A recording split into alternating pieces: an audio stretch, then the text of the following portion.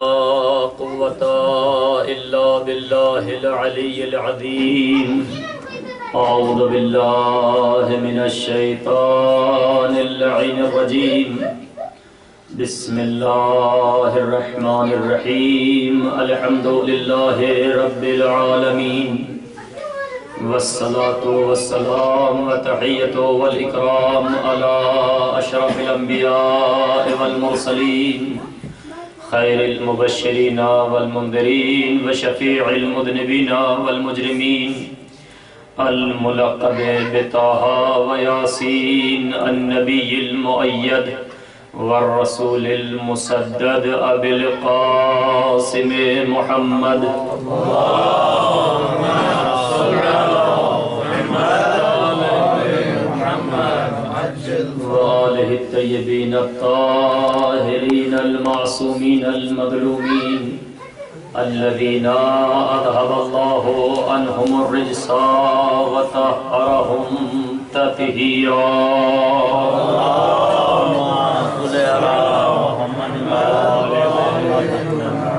واللعنة الدائمة الباقية على أعدائهم أجمعين من الآن إلى لقاء يوم الدين. أما بعد، فقد قال الله تبارك وتعالى في كتابه المجيد وفرقانه الحميد وقوله الحق. بسم الله الرحمن الرحيم. يا أيها الذين آمنوا اتقوا الله وكونوا مع الصادقين. صلوات الإمام. اللهم صل على محمد وآل محمد وعجل فرجهم. حضرت صدیقہ طاہرہ جناب فاطمہ زہرا سلام اللہ علیہا کی شہادت کی تاریخ اور اسی مناسبت سے اس مجلس کا انعقاد ہم نے بھی جس آیہ کریمہ کو عنوان سخن قرار دیا ہے، خداوند عالم کا ارشاد گرامی ہے: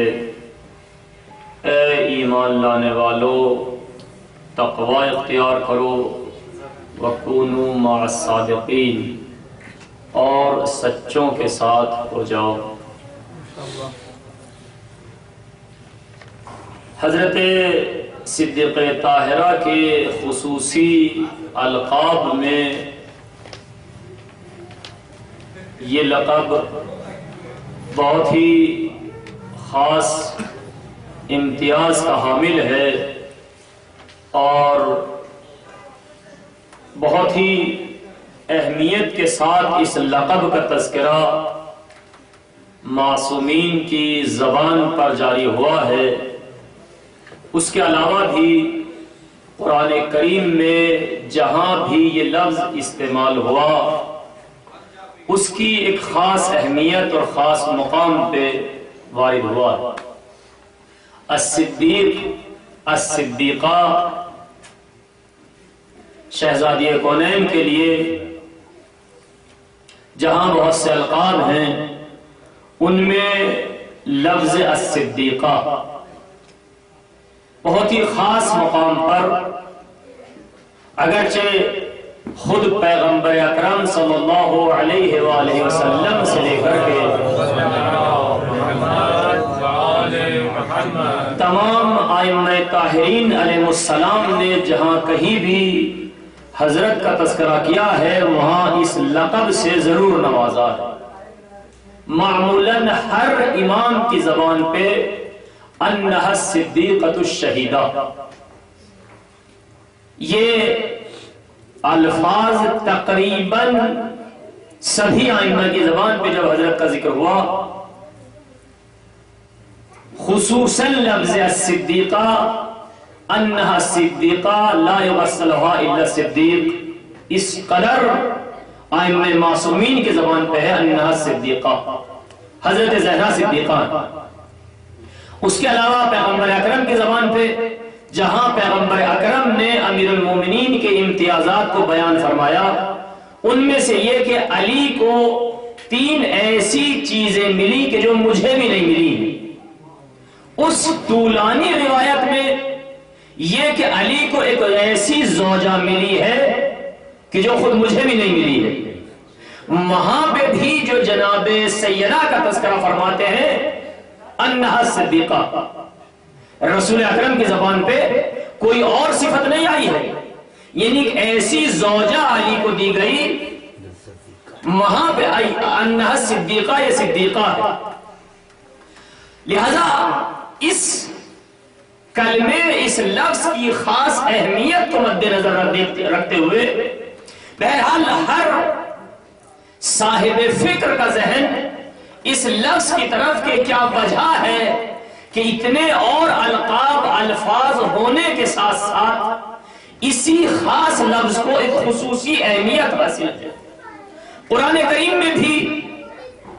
ہر جگہ ہر نبی ہر شخص کو صدیق نہیں کہا گیا ہے۔ قرآن کریم میں بہت محدود جگہ پہ یہ لفظ آیا ہے، ایک جگہ صدیقون ہے، ایک جگہ صدیقین ہے، 2-3 جگہ الصدیق ہے، یعنی قرآن کریم میں اس قدر محدودیت کے ساتھ، اور وہ بھی خاص افراد کے لیے، وہ بھی خاص مقام پر۔ لہذا بہرحال اس کا فلسفہ کیا ہے کہ اگر یہ لفظ یوں ہی عام ہے کہ جو ہمارے یہاں تصور کیا جاتا ہے کہ جناب صدیق صادق کا یا مبالغہ ہے یا صفت مشبہ، اور ہر سچ بولنے والے کو کہتے ہیں، لہذا ہم بھی جس کو چاہیں جب چاہیں لفظ صدیق سے نوازنے لگے۔ اگر یہ لفظ اتنا عام ہوتا اور یہی ظاہری معنی ہوتے تو پھر کیوں قرآن کریم میں بھی اگر اس لفظ میں غور کیا جائے تو باقاعدہ بہت ہی خاص اہمیتوں کے ساتھ ذکر ہوتا ہے۔ مثلا لفظ الصدیقین قرآن میں وَمَنْ يُطِعِ اللَّهَ وَرَسُولَهُ فَأُولَئِكَ مَعَ الَّذِينَ أَنْعَمَ اللَّهُ عَلَيْهِمْ مِنَ النَّبِيِّينَ وَالصِّدِّيقِينَ، یعنی والصدیقین کو نبیین کے مترادف اور ان کے ردیف میں لایا گیا ہے۔ تو اب اگر کوئی معمولی لفظ ہوتا، جناب مریم کے لیے لفظ صدیق آیا، وہ بھی ایک ایسے خاص مقام پر کہ جہاں جناب عیسیٰ کا تذکرہ ہوتے ہوتے عیسیٰ کو ہم نے نبی اور رسول بنا کے بھیجا، ان سے پہلے بھی نبی بھیجے، رسول بھیجے، وَأُمُّهُ الصِّدِّيقَةُ، یعنی مسلسل نبیوں کا اور رسولوں کا تذکرہ ہوتے ہوتے اب جب جناب مریم کا تذکرہ ہے تو اب یہ تو نہیں کہا جا سکتا کہ یہ بھی رسول ہے، یہ بھی نبی ہے، چونکہ مریم نبی یا رسول نہیں ہے۔ تو اب جب تمام کے تمام نبیوں کا تذکرہ ہوا، ان نبیوں اور رسولوں کے تذکرے کے درمیان مریم کا تذکرہ، تو اب مریم کو کون سا عہدہ دیا جائے، مریم کو کون سا منصب دیا جائے، مریم کو کون سا مقام دیا جائے؟ لہذا سارے نبیوں اور رسولوں کا تذکرہ کرتے کرتے خداوند عالم نے جب مریم کا تذکرہ کیا تو کہا امہ الصدیقہ، عیسیٰ کی ماں صدیقہ ہے۔ یعنی اس کا مطلب یہ ہے کہ دیکھیں صدیقہ کوئی معمولی لفظ نہیں ہے، اس لیے کہ خداوند عالم جہاں نبیوں کا رسولوں کا تذکرہ کر رہا ہے، اب ان رسولوں اور نبیوں کے تذکرے میں اب جناب مریم کو اگر کوئی عہدہ اور مقام دینا چاہتا ہے تو نبی نہیں کہہ سکتا ہے، رسول نہیں کہہ سکتا، اس لیے کہ رسول نہیں ہے، نبی نہیں ہے، تو اب کون سا مقام دیا جائے، کون سا عہدہ دیا جائے، کس منصب سے پکارا جائے، کس مقام سے پکارا جائے؟ تو ایسے عظیم مرتبے کے لیے جس لفظ کا انتخاب ہوا وہ صدیقہ۔ تو اس کا مطلب یہ ہے کہ لفظ صدیقہ قرآن کریم میں بھی بہت ہی خاص مقامات پر اور خاص افراد کے لیے بیان ہوا ہے۔ لہذا لفظ صدیق اور لفظ صدیقہ یہ کوئی عام لفظ نہیں ہے، یہ ظاہری طور سے ٹھیک ہے کہ صدق سے مشتق ہے، صدق سچ، صادق سچ بولنے والا، اس کا مبالغہ ہے صدوق، بہت زیادہ سچ بولنے والا، لیکن صدیق صفت مشبہ ہے۔ اب اس کے لغوی ترجمہ تو چونکہ صفت مشبہ میں یہ کمال ہے، یہ خاصیت ہے کہ کبھی فاعل کے معنی میں، کبھی مفعول کے معنی میں، کبھی مبالغہ کے معنی میں جیسے جیسے حالات ہوتے ہیں صفت مشبہ وہی معنی دینے لگتا ہے. کہیں مفعول کے معنی میں ہے قتیل الابرار، مقتول کے معنی میں، کہیں فاعل کے معنی میں، کہیں مبالغے کے معنی میں. لیکن لہذا لفظی اعتبار سے، لغوی اعتبار سے تو آپ کچھ بھی ترجمہ کیجئے.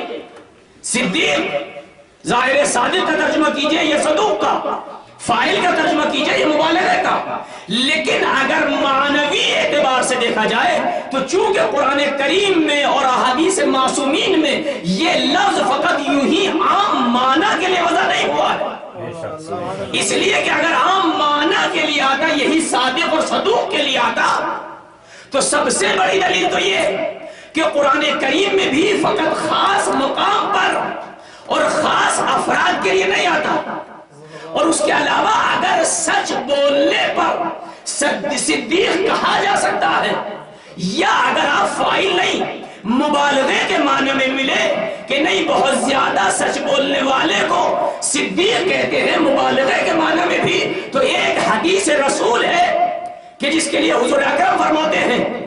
کہ ابو ذر سے زیادہ سچ بولنے والا نہ زمین نے بوجھ اٹھایا ہے نہ آسمان نے سایہ کیا ہے. اصدق من ابو ذر، ابو ذر سے زیادہ سچ بولنے والے کا نہ ہی آسمان نے سایہ کیا ہے نہ زمین نے بوجھ اٹھایا ہے. لہذا ابو ذر اس کائنات میں سب سے زیادہ سچ بولنے والے ہیں، سب سے زیادہ سچ بولنے والے ہیں جس روایت کو تمام فریقین نے نقل کیا ہے. لیکن اتنا زیادہ سچ بولنے کے باوجود بھی کسی نے ابو ذر کو صدیق نہیں لکھا. یعنی اس بات کی طرف اشارہ ہے کہ فقط زیادہ سچ بولنے والے کو اگر صدیق کہا جاتا تو فریقین کے یہاں ابو ذر کو صدیق کہا جاتا. اس لیے کہ ابو ذر کے لیے حدیث رسول سب نے نقل کی ہے کہ آسمان اور زمین نے ایسے شخص پہ نہ سایہ کیا ہے نہ بوجھ اٹھایا ہے کہ جو ابو ذر سے زیادہ سچا ہو. اتنا بڑا سچا، لیکن فریقین نے حدیث کو نقل کرنے کے بعد بھی کہیں نہیں کہا ہے کہ ابو ذر صدیق ہے. تو اس کا مطلب یہ ہے کہ صدیق صادق کے معنی میں تو ہے ہی نہیں، صدوق کے معنی میں بھی نہیں ہے. تو پھر اس کا مطلب یہ ہے کہ صدیق صادق و صدوق کے مرحلے سے نکلنے کے بعد کوئی اور مقام رکھتا ہے جو احادیث میں بھی خاص نقطے کی طرف اشارہ ہے اور قرآن کریم میں بھی بہت ہی امتیازی حیثیت سے نقل ہوا.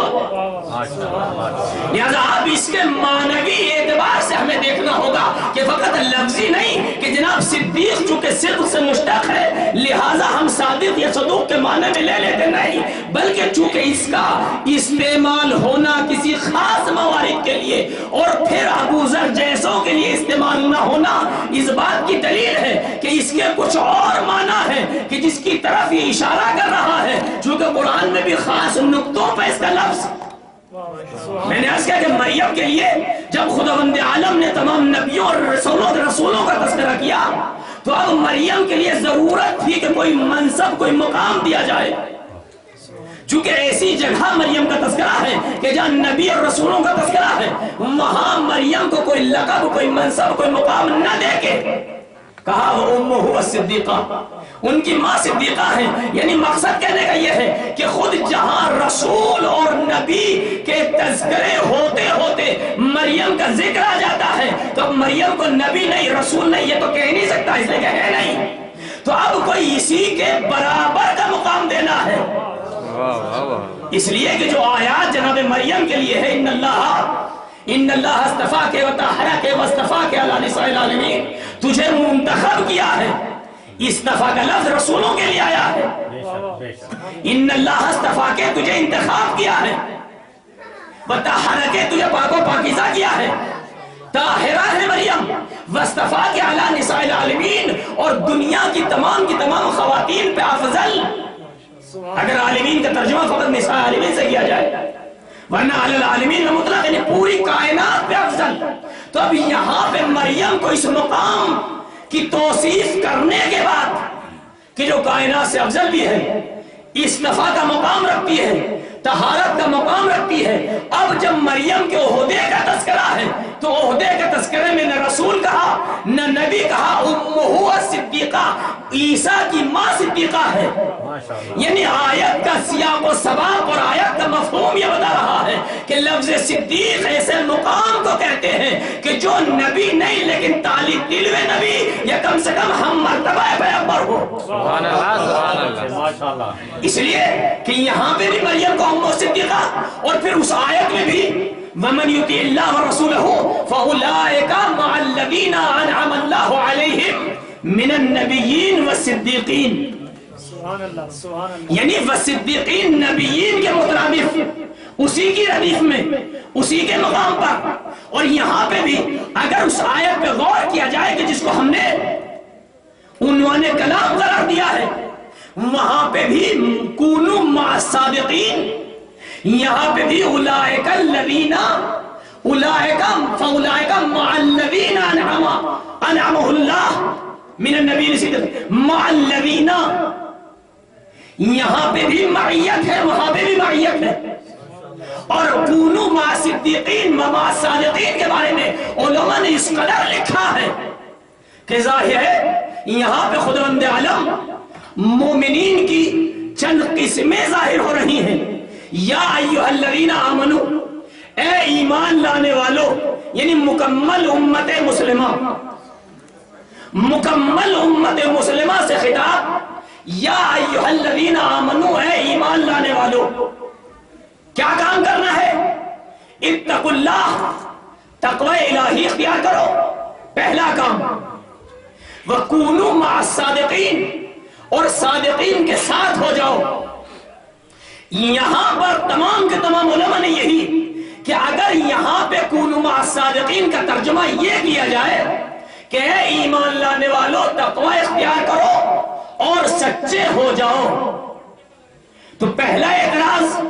تو یہ ہے کہ اگر یہاں حکم ہے کہ سچے ہو جاؤ تو خود سچائی ایک ایسی صفت ہے کہ جو تقوی میں سب سے پہلی منزل کا نام ہے۔ سبحان اللہ سبحان اللہ۔ لہذا یا ایھا الذین آمنوا اتقوا اللہ کہنے کے بعد سچے ہو جاؤ کہنے کی ضرورت نہیں ہے،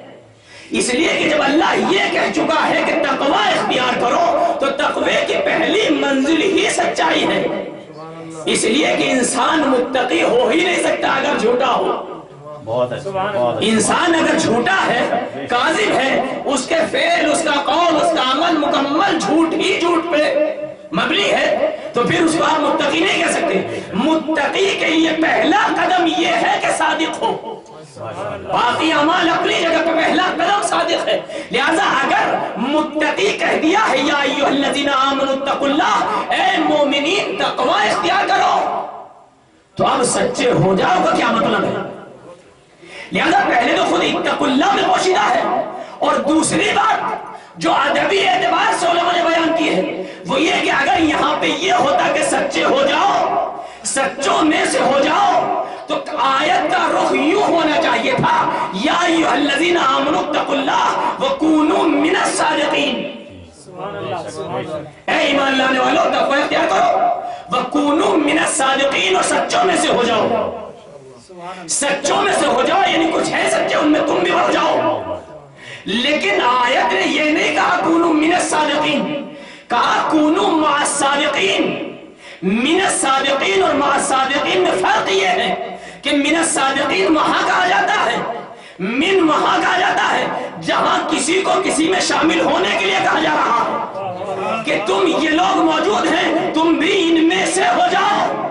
یعنی جیسے یہ ہے ایسے تم ہو جاؤ۔ لیکن جب مع الصادقین کہا گیا صادقین کے ساتھ ہو جاؤ کا مطلب یہ ہے کہ وہ کچھ اور ہیں، تمہیں ان کی اتباع اور معیت ساتھ ساتھ چلنا ہے۔ سبحان اللہ سبحان اللہ۔ معیت میں یعنی دو حصے نظر آ رہے ہیں کہ وہ اور ہیں یہ اور ہیں۔ ہاں مومنین کو حکم دیا جا رہا ہے کہ تم ان کے ساتھ ہو جاؤ، ان میں سے ہو جاؤ، نہیں من الصادقین نہیں مع الصادقین۔ تو اس کا مطلب یہ ہے کہ جن لوگوں کے ساتھ ہونے کو کہا جا رہا ہے مع الصادقین، سچوں کے ساتھ ہو جاؤ، تو وہ کچھ اور ہیں اور یہ مومنین کچھ اور ہیں۔ اس لیے مومنین کو حکم یہ ہے یا ایھا الذین آمنو، اے تمام ایمان لانے والوں، یعنی ساری کی ساری امت مسلمہ کسی بھی فرقے سے مذہب سے تعلق رکھتی ہو، سنی ہو شیعہ ہو کوئی بھی ہو، یا ایھا الذین آمنو سارے ایمان لانے والوں، تمہیں دو کام کرنے ہیں، ایک تقوی الہی اختیار کرنا ہے، ایک سچوں کے ساتھ ہونا ہے۔ سچوں کے ساتھ ہونے کا مطلب یہ ہے کہ اللہ کی نظر میں کچھ سچے خاص افراد موجود ہیں جن کے ساتھ ہونے کے لیے پوری امت کو دعوت دی جا رہی ہے کہ ساری کی ساری امت ان لوگوں کے ساتھ ہو جائے۔ تو اب یہ یہاں پہ بھی معیت ہے اور وہاں پہ بھی معیت ہے۔ وَمَنْ يُطِعِ اللَّهَ وَالرَّسُولَ فَأُولَٰئِكَ مع الذین انعم اللہ علیہم من النبیین والصدیقین، جو اللہ کی اطاعت کرتا ہے، اس کے رسول کی اطاعت کرتا ہے، فاولئک، یہ افراد اللہ اور رسول کی اطاعت کرنے والے، مع الذین انعم اللہ علیہم، مع الذین انعم اللہ علیہم، ان لوگوں کے ساتھ ہیں کہ جن پر اللہ نے نعمتیں نازل کی ہیں۔ یعنی اس کا مطلب یہ ہے کہ جو لوگ اللہ اور رسول کی اطاعت کر رہے ہیں وہ الگ ہیں، یہ مکمل امت مسلمہ کہ ان میں سے جو لوگ اللہ اور رسول کی اطاعت کر رہے ہیں، فاولئک، یہ افراد، مع الذین انعم اللہ علیہم، ان لوگوں کے ساتھ ہیں کہ جن پر اللہ نے نعمت نازل کی ہے۔ یعنی یہ لوگ الگ ہیں، وہ لوگ الگ ہیں جو لوگ اللہ کی اطاعت کر رہے ہیں، رسول کی اطاعت کر رہے ہیں، یعنی امت، یہ ان لوگوں کے ساتھ۔ اب ان لوگوں کے ساتھ کا پھر من بیانیہ کون؟ من النبیین والصدیقین، یعنی اور تشریح ہو رہی ہے کہ جن کے ساتھ ہونے کے لیے ہم تمہیں کہہ رہے ہیں وہ کوئی معمولی افراد نہیں ہے، وہ نبی ہے یا صدیق ہے۔ سبحان اللہ، سبحان اللہ، نعرہ تکبیر، اللہ اکبر، نعرہ تکبیر، اللہ اکبر، نعرہ رسالت، یا رسول اللہ، نعرہ رسالت، یا رسول اللہ، نعرہ حیدری، نعرہ حیدری، مولا علی کا نام بلند، اسی طرح بلندی سے نعرہ حیدری، خاندان زہرا پہ بآواز بلند تر صلوات۔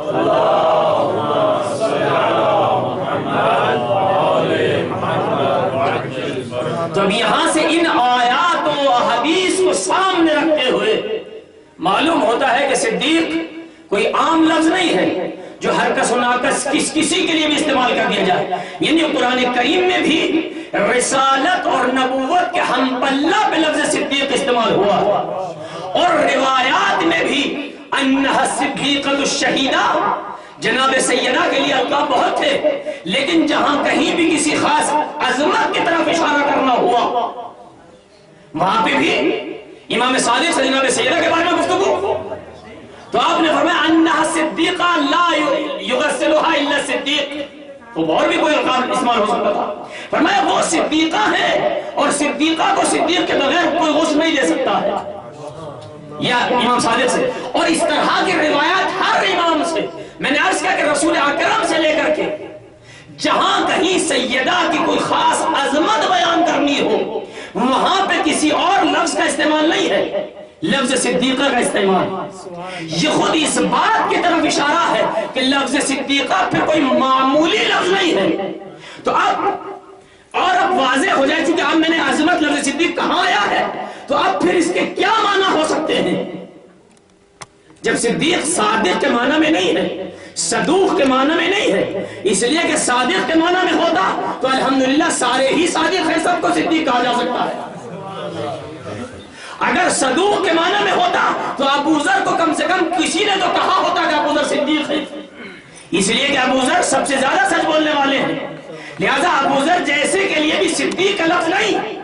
تو پھر صدیق قرآن میں، حدیث میں خاص امتیاز اور خاص مقام اور خاص افراد کے لیے استعمال ہونے کا مطلب یہ ہے کہ اس کے کوئی خاص معنی ہے، لہذا آپ بآواز بلند تر صلوات۔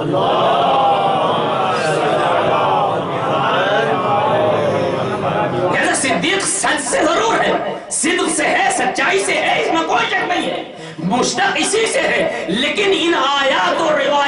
سامنے رکھتے ہوئے جب اس کے عمیق معنی کی طرف جاتے ہیں کہ یہ لفظ اگر معمولی ہوتا تو پھر ظاہر ہے اس طرح اہمیتوں کے ساتھ بیان نہ ہوتا کا مطلب یہ ہے کہ اس کے پھر کوئی خاص معنی ہے، لہذا اب اگر معنی بھی دیکھنے ہیں تو پھر انہی قرآن کریم اور پھر روایات میں دیکھنا ہوگا کہ دیکھیں قرآن کریم میں جس نبی کو جس مقام پر جب کبھی بھی لفظ صدیق کہا، میں نے عرض کیا کہ بہت کم مقام پر بہت کم نبیوں کو اور بہت ہی خاص مقام پہ صدیق کہا گیا ہے، ہر جگہ نہیں، ہر نبی کو نہیں، ہر مقام پہ نہیں، خاص افراد، خاص نبی، خاص مقام پر، خاص جگہ پر، ان میں سے ایک جناب یوسف کے لیے ایھا صدیق، سورہ یوسف میں ایھا صدیق کہا جب وہ خواب کی تعبیریں بیان کر رہے ہیں، خواب کی تعبیریں ہیں، یہاں یوسف کو صدیق کا لفظ دیا گیا ایھا صدیق، اس سے پہلے بھی یوسف کا تذکرہ ہے لیکن کہیں صدیق نہیں، بعد میں بھی یوسف کا تذکرہ ہے کہیں صدیق نہیں، یہاں خوابوں کی تعبیر بیان کرتے کرتے یہاں پہ آیت آتی ہے ایھا صدیق، اس کی تفسیر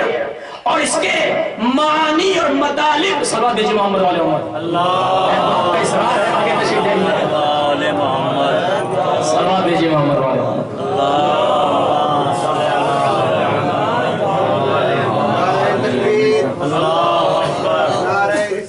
یا رسول اللہ، نعرہ حیدری، خاندان زہرا پہ بآواز بلند تر صلوات۔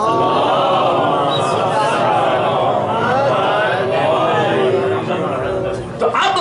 اس کے اگر حقیقی معنی دیکھنے ہیں، ہے تو مشتق صدقی سے، سچائی ہی سے ہے، لیکن صادق اور صدوق کے معنی میں نہیں ہے، تو اب مبالغے کے معنی میں بھی اگر نہ ہو تو پھر اس سے بڑا اور کیا معنی ہو سکتا ہے؟ اس لیے کہ ادبی اعتبار سے مبالغہ انتہا ہے،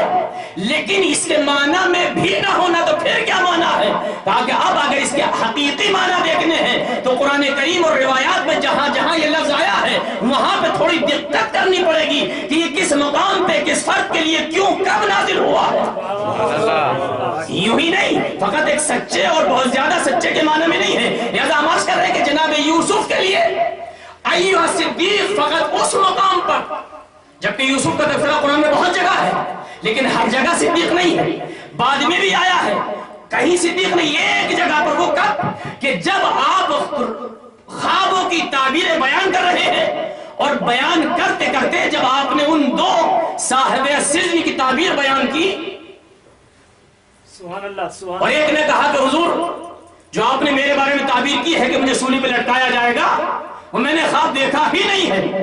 وہ تو میں جھوٹ بول رہا تھا، چونکہ یہ دو نے خواب دیکھا، دونوں نے آگے بیان کیا، جناب یوسف نے دونوں کی تعبیر بیان کی اور ایک سے کہا کہ تیرے خواب کی تعبیر یہ ہے کہ تجھے سولی پہ لٹکا دیا جائے گا اور تیرے لٹکے ہوئے بدن کو پرندے تیرا گوشت کھائیں گے۔ وہ گھبرا گیا، گھبرانے کے بعد کہنے لگا کہ میں نے اس طرح کا کوئی خواب نہیں دیکھا ہے۔ جب اس نے انکار کیا ہے کہ میں نے کوئی خواب نہیں دیکھا تو وہاں قرآن یوسف کو صدیق سے تعبیر کر رہا ہے کہ دیکھو صدیق نے اب جو زبان سے کہہ دیا ہے وہ مشیت الہی پورا کر کے دکھائے گی، چاہے تو نے خواب دیکھا ہو نہ دیکھا ہو۔ نعرہ تکبیر، نعرہ تکبیر، نعرہ رسالت، نعرہ رسالت، نعرہ حیدری، نعرہ حیدری، بآواز بلند صلوات۔ تو صدیق اور صدیقہ کا قرآنی اعتبار سے ترجمہ یہ ہے کہ اب اگر زبان سے کوئی صدیق یا صدیقہ کی زبان سے کچھ نکل جائے تو اب اس کو مشیت پورا کر کے دکھاتی ہے۔ یوسف کی زبان سے تعبیر نکل گئی، لاکھ وہ انکار کرتا رہے میں نے خواب نہیں دیکھا ہے، میں تو یوں ہی کہہ رہا تھا، لیکن اب صدیق کی زبان سے نکل گیا ہے تو مشیت پورا کر کے دکھائے گی، اس لیے کہ اب یہ صدیق کی زبان سے نکلا ہے، یعنی صدیق اس کو کہتے ہیں کہ جس کی زبان سے جو نکل جائے وہ پورا ہو کے رہتا ہے، لہذا صدیقہ بھی اس کو کہیں گے کہ اگر صدیقہ کہتے کہ بچوں تمہارے کپڑے درزی کے یہاں ہیں جو کل لے کے آئے گا تو اب رضوان جنت کو درزی بن کے آنا ہے۔ حیدری، اور آ کہ یہی کہنا ہے انا خیاط الحسنین جئت بالثياب، میں حسنین کا درزی ہوں، کپڑے لے کر آیا ہوں. کیوں؟ اس لیے کہ سیدہ کی زبان سے یہ نہیں نکلا تھا کہ جنت میں کپڑے ہیں، یہ نہیں نکلا تھا کہ جبرائیل کپڑے لے کے آئیں گے. بچوں کے لیے کہا یہ تھا کہ تمہارے کپڑے درزی کے یہاں ہیں. تو اب رضوان جنت کی یہ جرت نہیں ہے کہ کہے کہ میں رضوان جنت سے کپڑے لایا ہوں. کپڑے جنت ہی سے لایا ہے، لیکن آپ کے زبان پہ وہی جملے ہیں کہ جو صدیقہ کی زبان پہ نکلے ہیں. انا خیاط الحسنین، میں حسنین کا درزی ہوں، جئت بالثياب، کپڑے لے کر آیا ہوں. لہذا صدیق کا مطلب یہ ہے، یعنی اب اگر صادق اور صدیق کا ترجمے میں فرق دیکھنا ہے کہ جناب صادق اور صدیق کے ترجمے میں معنی میں فرق کیا ہے. صادق اس کو کہتے ہیں کہ جہاں کوئی واقعہ رونما ہو اور یہ اس واقعے کی خبر آپ کو لا کے دے، یہ خبر اگر مطابق واقع ہے تو اس شخص کو کہا جائے گا صادق. یعنی ایک واقعہ ہو چکا ہے، اس واقعے کی خبر دے رہا ہے، اگر یہ خبر مطابق واقع ہے تو کہنے والے کو صادق کہا جاتا ہے. یعنی اس کا مطلب یہ ہے کہ واقعہ پہلے ہو چکا ہو تب یہ بیان کرے، لیکن صدیق کسی واقعے کا محتاج نہیں. یعنی صادق اور صدیق میں فرق یہ ہے کہ صادق اس کو کہتے ہیں جو واقعے کا محتاج ہوتا ہو، واقعہ ہو تو بیان کرے. صدیق اس کو کہتے ہیں کہ جو زبان سے نکل جائے تو واقعہ خود بخود بن جایا کرتا. نعرہ تکبیر، نعرہ رسالت، نعرہ حیدری، نعرہ حیدری، بابا سے بلند صلوات.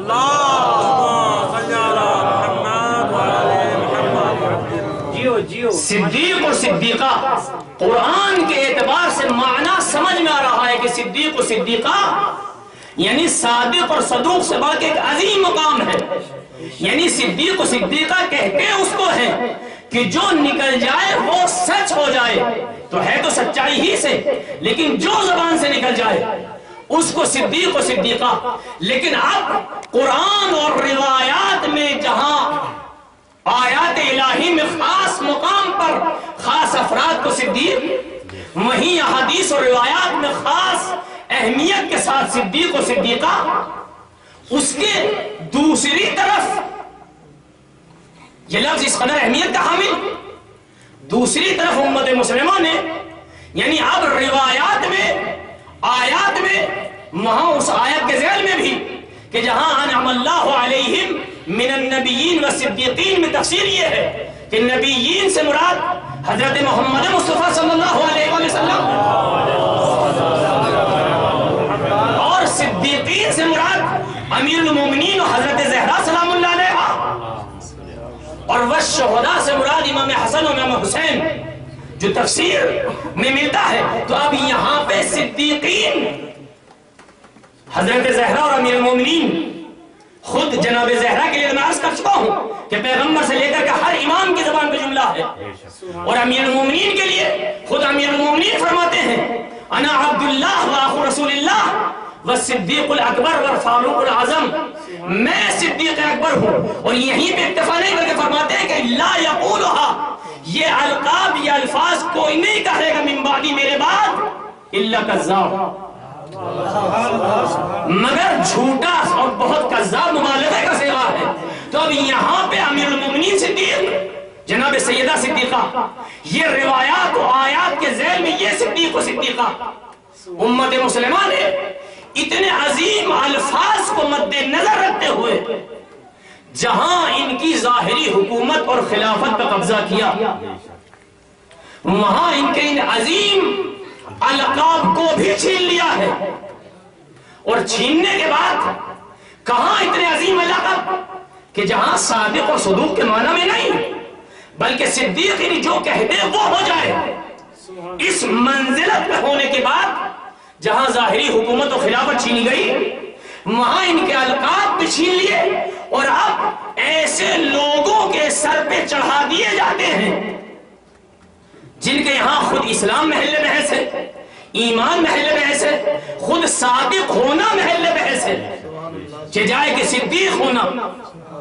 یعنی وہ صدیق و صدیقہ جو علی و فاطمہ کا خاص القاب میں سے تھے، وہ ایک باپ اور بیٹی کے لیے معین کر دیا گیا۔ آج امت مسلمہ کے سامنے صدیق کا تذکرہ، ذہن دوسری طرف جاتا ہے، صدیقہ کا تذکرہ ذہن دوسری طرف جاتا ہے، لیکن تاریخ نے ہمیں ایک ایسی موڑ پہ لا کے رکھا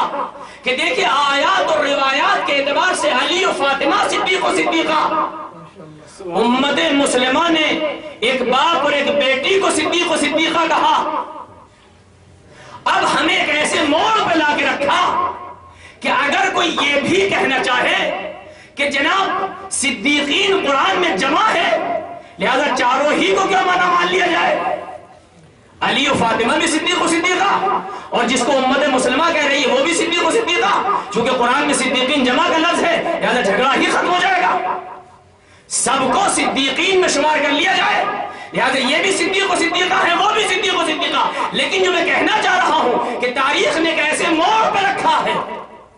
وہ موڑ یہ ہے کہ جس کو قرآن و آیات اور روایات صدیق و صدیقہ کہہ رہی ہیں، وہ صدیقہ طاہرہ یعنی خدا اور رسول کی جانب سے صدیقہ طاہرہ مسلمانوں کے صدیق کے سامنے کھڑی ہے۔ فدق کے مسئلے میں آمنے سامنے ادھر صدیق ادھر صدیقہ، اور یہ بدیہی مسئلہ ہے کہ ظاہر ہے دو باطل تو ایک جگہ ٹکرا سکتے ہیں لیکن دو حق آپس میں نہیں ٹکرا سکتے۔ اب فدق کے مسئلے میں ادھر مسلمانوں کا صدیق، ادھر اللہ اور رسول کی صدیقہ فدق کے درمیان کھڑی، اور کھڑے ہونے کے بعد یہ اس کو جھٹلا رہا ہے، وہ اس کو جھٹلا رہی ہے۔ صدیق اور تکذیب کا مسئلہ، تکذیب صدق کے مقابلے کی شے ہے، یہ صدیق مسلمانوں کا صدیق قرآن و حدیث کی صدیقہ سے کہہ رہا ہے کہ اگر تمہارا ہے تو گواہ لے کر آؤ، یعنی جھٹلایا جا رہا ہے، تکذیب ہو رہی ہے، صدیق صدیقہ کو جھٹلا رہا ہے۔ اور صدیقہ کا اگر خطبہ دیکھا جائے تو صدیقہ نے صاف صاف کہا ہے لقد جئت شیئا فریا، یہ کیا فراڈ لے کے آیا ہے، یعنی صدیقہ اس صدیق کو جھٹلا رہی ہے، صدیق ان صدیقہ کو جھٹلا رہا ہے۔ تو اب اس موڑ پہ لانے کے بعد کسی بھی منصف مزاج مسلمان کو یہ کہنے کی جرات نہیں ہوتی کہ جناب صدیقین جمع کا لفظ ہے لہذا چاروں کو صدیق مان لیا جائے، اس لیے کہ چاروں کا اگر صدیق مان لیا جاتا تو یہ صدیق و صدیقہ کی جھگڑا کیوں ہے، اس لیے کہ ایسے موڑ پہ لا کے تاریخ نے ہمیں رکھا کہ یا تو اس صدیق کو صدیق مان رہے ہو تو نعوذ باللہ صدیقہ کو صدیقہ نہیں ماننا، اس لیے کہ صدیق نے صدیقہ کو جھٹایا ہے، اور اگر صدیقہ کو صدیقہ واقعی مان رہے ہو تو پھر اس صدیق کو آپ سچا نہیں مانیں گے، اس لیے کہ صدیقہ کہہ رہی ہے کہ تو فراڈ جھوٹ لے کر آیا ہے، لقد جئت شیئا فریا خطبے کا جملہ ہے، تو یہاں صدیقہ صدیق کو جھٹلا رہی ہے، تو یا تو اس صدیق کو اب لہذا چاروں کو نہیں کہا جا سکتا ہے کہ جناب سب صدیق ہیں، تو اب اگر دیکھنا ہے کہ ان دونوں میں کون صدیق ہے، یہ صدیق ہے یا وہ صدیقہ ہیں، تو پھر ہم نہیں، ہمارے یہاں تو روایات و آیات اور آیت تطہیر جیسی روایت آیت ظاہر ہے اس سے بڑی اور کیا چیز، لیکن خود ان لوگوں کی نظر میں ابن ابی الحدید المعتزلی بیان کرتا ہے کہ جب میں نے یہ واقعہ فدق پڑھا، پڑھنے کے بعد اپنے استاد سے سوال کیا کہ کیا جناب سیدہ سلام اللہ علیہا فدق کے مسئلے میں جو آپ نے دعویٰ کیا تھا کہ آپ اپنے دعوے میں نعوذ باللہ جھوٹی تھی، ایک اہل سنت عالم اپنے استاد اہل سنت عالم سے سوال کر رہا ہے فاطمہ فدق کے مسئلے میں کیا جھوٹی تھی، استاد جواب دیتا ہے کہ نعوذ باللہ فاطمہ اور جھوٹ، جس کی شان میں آیت تطہیر نازل ہوئی ہو، جو آیت تطہیر کا مصداق ہو، اس کے یہاں جھوٹ، تو پھر اس نے کہا کہ پھر دیا کیوں نہیں گیا ہے، اگر فاطمہ سچی ہے ہمارا مسئلہ تو یہی حل ہو گیا ہے، اس لیے کہ خود استاد و شاگرد دونوں عظیم عالم، لیکن کہہ رہے ہیں کہ فاطمہ جو آیت تطہیر کا مصداق ہو اس کے یہاں جھوٹ نہیں ہو سکتا ہے. تو اگر فاطمہ کے یہاں جھوٹ نہیں ہے تو ماننا پڑے گا کہ مقابلے پہ جھوٹ ہے. ہمارا فیصلہ تو خود بخود حل ہو گیا ہے کہ اگر یہ اعتراف ہے کہ فاطمہ جھوٹی نہیں ہو سکتی تو اب ظاہر ہے فاطمہ جس کو جھوٹا کہہ رہی ہے تو وہ جھوٹا ہے. اس لیے کہ فاطمہ اگر جھوٹی نہیں ہے تو خود جھوٹی نہیں، اور اگر کسی کو نسبت دے رہی ہے تو جھوٹی نسبت نہیں ہے. اور اس کے علاوہ فاطمہ صدیقہ ہے. صدیقہ کا ترجمہ یہ ہے کہ اس زبان سے جو نکل جائے وہ ہو کے رہتا ہے. اگر فاطمہ نے کہا ہے تو جھوٹا ہے تو جھوٹا ہے. تو ہمارا فیصلہ تو یہی ہو گیا. لیکن پھر وہ شاگرد پوچھتا ہے کہ حضور اگر فاطمہ سچی ہے آیت تطہیر کے مطابق تو پھر دیا کیوں نہیں گیا؟ اس لیے کہ سچی فاطمہ نے سچا دعویٰ کیا. تو پھر استاد کا جواب یہ ہے کہ حقیقت یہ تھی کہ جس اعتقادات اور دلائل اور اسباب کی وجہ سے فاطمہ کی تائید کر دی جاتی اور فدق فاطمہ کو دے دیا جاتا، تو اگر کل کو فاطمہ پھر آتی اور آ کے کہتی کہ خلافت میرے شوہر کا حق ہے تو پھر کیا دلیل تھی جو فاطمہ کو جھٹلایا جاتا؟ لہذا اس لیے کہ فاطمہ کل فدق کے بعد خلافت کا مطالبہ نہ کریں، فدق ہی پہ روک لیا گیا ہے. لیکن اعتراف ہے کہ فاطمہ اپنے دعوے میں سچی ہے. تو اگر فاطمہ سچی ہے تو پھر مقابلے پہ جو بھی ہے وہ جھوٹا ہے. تو اب میں نے عرض کیا ہے کہ مسلمانوں نے جن جن شخصیتوں پر یہ لفظ مڑھے بھڑے جس کو صدیق اور صدیقہ کہا، یہاں تاریخ نے ہمیں ایسے موڑ پہ لا کے کھڑا کر دیا کہ صدیق کے اس عظیم معانی کے بعد یہاں صدیق مسلمانوں کا صدیق طاہرہ کے مقابلے میں کھڑا ہے، اور ادھر مسلمانوں کی صدیقہ صدیق اکبر کے مقابلے پہ جمل پہ آ گئی ہے. یعنی اگر آپ کو اللہ اور رسول پر یقین ہے، علی اور فاطمہ صدیق و صدیقہ ہے، تو یقیناً جس کو مسلمانوں نے صدیق و صدیقہ کہا ہے وہ یقیناً اس حامل نہیں ہے اس لفظ کے. اس لیے کہ ظاہر ہے حق دو حق آپس میں نہیں ٹکرا سکتے ہیں. لہذا اگر علی صدیق تو پھر وہ صدیقہ نہیں ہے جو علی کے مقابلے پہ آئی ہے. اگر فاطمہ صدیقہ تو پھر وہ صدیق نہیں ہے جو فدق کے مسئلے پہ فاطمہ کے مقابلے پہ ہے. لہذا یہ خود اتنا بدیہی مسئلہ ہے کہ مسلمان ایسے افراد کے لیے، اور پھر احتجاجات میں بھی صاف صاف امیر المومنین نے احتجاج کیا ہے مسجد نبوی میں، جس کو مرحوم طبرسی نے اپنی احتجاج تدریس میں نقل کیا ہے کہ اس مسئلے فرق کے بعد امیر المومنین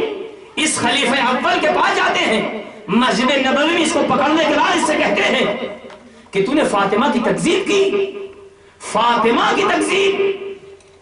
علی تعجب بھرے الفاظ میں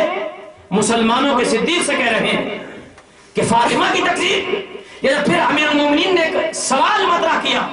کہ اگر مسلمان فاطمہ پہ کوئی تہمت لگانے کے بعد تیرے پاس آئے تو کیا فیصلہ کرے گا؟ اس نے یوں ہی ظاہری الفاظ اور ظاہری عقیدہ یا بہرحال اس کا جو حقیقی عقیدہ ہے کہتا ہے کہ جو مسلمان عورت کے بارے میں فیصلہ کرتا ہوں وہی فیصلہ کروں گا. ایک مرتبہ امیر المومنین نے جملہ سنا، امیر المومنین کی زبان پہ جو الفاظ آئے ہیں جو احتجاج امیر المومنین میں نقل ہوئے ہیں، ایک مرتبہ جملہ سننے کے بعد فرماتے ہیں فَكَفَرْتَ بِاللَّهِ وَرَسُولِهِ، تو نے اللہ سے بھی کفر کیا ہے، رسول سے بھی کفر کیا ہے.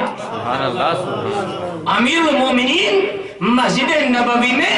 مسلمانوں کے صدیق کو کافر کہہ رہے ہیں.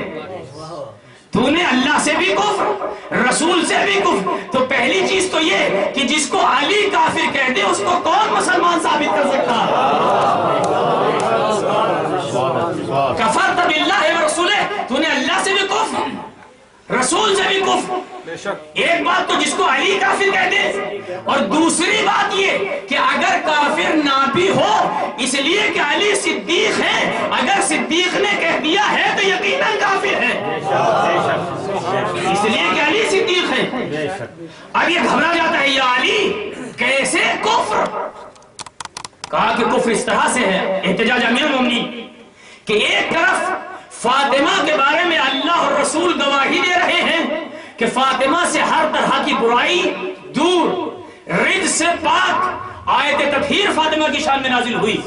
یعنی ایک طرف گواہ اللہ اور رسول اور قرآن جو یہ کہہ رہا ہے کہ فاطمہ ہر عیب سے پاک،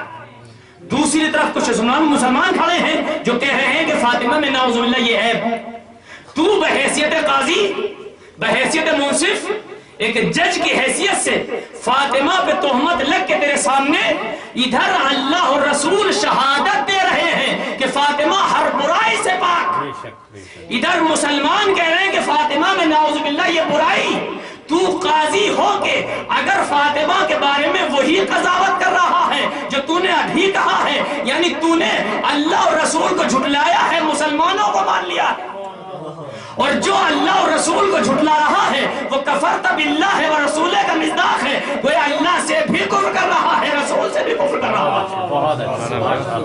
امیر المومنین نے استدلال کیا، اور استدلال کرنے کے بعد یہ ثابت کر دیا ہے قیامت تک کے لیے کہ دیکھو جس کو علی مسجد نبوی میں بیٹھ کر کفر ثابت کر رہے ہیں، اب مسلمان اس کے لیے صدیق تو بہت بڑی بات ہے، پہلے اسلام کے بارے میں گفتگو کریں کہ مسلمان ہے یا نہیں ہے۔ صدیق تو بہت بڑی بات ہے، صدیق نبیین کی سطح پہ ہے، لیکن عزیزو یہ افسوس ہے، یہ ظلم ہے کہ جس معنی اور عمیق معنی کی طرف توجہ نہیں کی گئی ہے کہ صدیق اتنا عظیم معنی اور یوں بانٹ لیے ہیں کہ جیسے کوئی معمولی لفظ ہو، معمولی لقب ہو، اس لیے کہ صدیق و صدیقہ یہ کوئی عام لفظ نہیں تھے، لیکن جہاں ان کا ظاہری حق چھینا گیا ہے، خلافت و حکومت، وہاں ان القاب کو بھی چھیننے کے بعد دوسروں کے سر پہ چڑھا دیا۔ اس کا دوسرا نقصان یہ ہوا ہے کہ پھر مسلمانوں کی نظر سے ان الفاظ کی اہمیت گھٹ گئی ہے، اس لیے کہ اگر صدیق کا معنی کسی مسلمان کی نظر میں اس عروج اور معراج پر بیان کیا جائے تو جب وہ مصداقی حیثیت دیکھتا ہے کہ صدیق کی اگر یہ معنی ہے تو ہم تو صدیق فلاں کو کہہ رہے ہیں کہ جس کی جھوٹ اس قدر زیادہ ہے کہ صدیقہ کو جھٹلا رہا ہے، ورنہ بہت زیادہ ہے، چونکہ وقت دامن میں گنجائش نہیں ہے، ورنہ روایات اور تاریخ جو خود اہل سنت نے لکھی ہے اس قدر جھوٹ موجود ہے کہ ظاہر ہے کہ ایسے فرد پر یہ لفظ مارنے کا مطلب یہ ہے کہ فقط یہ لقب امیر المومنین کا اس کو دیا نہیں گیا بلکہ اس لفظ کی اہمیت بھی ختم کر دی گئی ہے کہ ظاہر ہے کہ ایسے فرد، لہذا یہاں پہ یہ الفاظ بہت ہی عمیق معنی رکھتے ہیں کہ جن کا مصداق فقط علی و فاطمہ یا انہی جیسی عظیم ہستیاں ہیں، انہی صدیقہ کی آج روز شہادت ہے کہ جس کی عظمت خود لفظ صدیقہ سے ہوتی ہے، جس کی طرف ہم نے دوران گفتگو اشارہ بھی کیا ہے، انہا صدیقہ لا یغسلہا الا صدیق۔ جب جناب سیدہ کے غسل کے بارے میں گفتگو ہوتی ہے تو ہمارے چھٹے امام فرماتے گا انہا صدیقہ، کوئی اور لفظ نہیں، یعنی کہ عظمت کی طرف اشارہ ہے کہ وہ صدیقہ ہیں اور صدیقہ کو کوئی غسل نہیں دے سکتا مگر صدیق۔ یہ ایک واقعہ ہے، ایک حقیقت ہے، اور یہی وہی تاریخ ہے کہ جس میں آج ہم یہاں پہ جمع ہوئے ہیں تاکہ اپنے آٹھویں امام کو ان کی جد ماجدہ کا پرسہ دے سکیں، ان کو تسلیت پیش کر سکیں۔ اس لیے آج شام غریبہ ہے فاطمہ کی، جناب فاطمہ وصیت فرما رہی ہیں، امیر المومنین کے نام وصیت ہے، علی تمہیں ہی مجھے غسل دینا ہے، تمہیں ہی کفن پہنانا ہے، اور تمہیں ہی رات کی تاریکی میں دفن کرنا ہے۔ یہ وصیت کے الفاظ پہ اگر غور کیا جائے تو یہ کہ علی رات کی تاریکی میں غسل دینا، رات کی تاریکی میں कफन पहनाना, रात की तारीकी में दफन करना है और फला फला लोगों को मेरे जनाजे में शिरकत न करने देना। यहाँ पे जनाजे में रात की तारीकी में जनाजा उठना तो वाज़ेह है कि रात की तारीकी में जनाजे उठने का मतलब ये है कि फातिमा नहीं चाहती कि फातिमा की तशी जनाजे में कोई गैर शिरकत करे, लेकिन शहजादी रात ही में गुस्ल देना, रात ही में कफन पहनाने का फलसफा क्या है? इसलिए तो गुस्ल और कफन दिन में दिया जा सकता है, रात में जनाजा उठ सकता है। गुस्ल और कफन के लिए ताकीद कि रात ही में गुस्ल देना है, रात ही में कफन पहनाना है। उलमा ने बयान किया है इसका फलसफा शायद ये है कि फातिमा नहीं चाहती थी कि अगर दिन के उजाले में अली गुस्ल दे तो अली की निगाहें फातिमा की टूटी हुई पसलियों पर पड़ जाए। फातिमा अली से छुपाना चाहती है, लिहाजा ताकीद ये है अली रात की तारीकी में गुस्ल देना, रात की तारीकी में कफन पहनाना, शायद अली की निगाहें न पड़े, लेकिन रिवायात बताती है कि अली ने गुस्ल दिया और गुस्ल देते देते एक मर्तबा अली का हाथ जब फातिमा के पहलू पे पहुंचा, एक मर्तबा चीख निकल गई और जब चाहने वालों ने पूछा मौला आप जैसा साबिर इमाम ये चीख मार के रोने की वजह क्या है? कहा कि फातिमा ने मुझसे छुपाए रखा। जब मैं फातिमा को गुस्ल दे रहा था मैंने देखा फातिमा की दो पसलियां टूट चुकी हैं, लेकिन फातिमा ने मुझसे छुपाए रखा, मुझे फातिमा ने न बताया। अजरुकुम अल्लाह जज़ाकुम रब्बुकुम खैरल जज़ा। यहाँ अमीरुल मोमिनीन ने फातिमा को गुस्ल दिया, यहाँ गुस्ल देते देते चीखे मार के रोए हैं। अजरुकुम अल्लाह तारीख में चंद जनाजे मिले हैं कि जहाँ गुस्ल देने वाले अरे गुस्ल देते देते चीख मार के रोए हैं। एक फातिमा का जनाजा है कि जिस पे अमीरुल मोमिनीन रो रहे हैं, एक जनाजा जिंदाने शाम में एक बच्ची बाबा को याद करते करते चली गई। गस्साना आती है, आने के बाद पूछती है ए बीबियों बताओ बच्ची कहाँ है जिसका इंतकाल हुआ है, गुस्ल देना है। जनाब ज़ैनब ने इशारा किया उस जिंदान के गोशे में जनाजा है। एक मर्तबा गस्साना पहुंची और गुस्ल देने की नियत से कपड़ों पे हाथ लगा के एक मर्तबा सरो सीना पीटती हुई तड़पती हुई आती है। ए बीबियों इस बच्ची को क्या मरज था? जनाब ज़ैनब आगे बढ़ी, ए बीबी इस बच्ची को कोई मरज नहीं है, पता वजह क्या है? कहा बीबी इस बच्ची को कोई मरज जरूर है, इसलिए कि जब मैंने इसके कपड़े उतारने चाहे तो देखा सारा बदन जख्मी, सारा बदन गीला हो चुका है। ए गस्साला अरे बीबी को कोई मरज न था, करबला से कूफा, कूफे से शाम, ताजियों पे ताजियाने खाती चली आ रही, बार बार ऊंट से गिरी है, बीबी का सारा बदन जख्मी हो चुका। अजरुकुम अल्लाह, अजरुकुम अल्लाह। फातिमा को गुस्ल दिया गया, कफन पहनाया गया। गुस्ल कफन देने के बाद अमीरुल मोमिनीन फातिमा के जनाजे को आमादा करके सहने खाना में रख देते हैं और एक मर्तबा आवाज देते हैं आओ बच्चों अपनी माँ का आखिरी दीदार कर लो, आओ बच्चों अपनी माँ से आखिरी मर्तबा अलविदा कर लो। अमीरुल मोमिनीन का जुमला सुना, बच्चे दौड़े अपनी माँ से लिपट गए, लेकिन देखा सबसे छोटा एक फातिमा का लाल हुसैन का गोशे में खड़ा है। अमीरुल मोमिनीन कहते हैं हुसैन अपनी माँ से अलविदा नहीं करोगे, अपनी माँ का आखिरी दीदार नहीं करोगे? एक मर्तबा हुसैन ने रोते हुए कहा बाबा जब तक माँ मुझे आवाज न दे तब तक मैं माँ से न मिलूंगा। हुसैन की जबान से जुमले निकले, एक मर्तबा बंदे कफन टूटे, वो हाथ बुलंद हुए, ए मेरे लाल आजा मेरे सीने से लग जा। हुसैन दौड़े, कोराम बपा हुआ, आवाज आई अली हुसैन को जुदा कर लो वरना कयामत आ सकती है।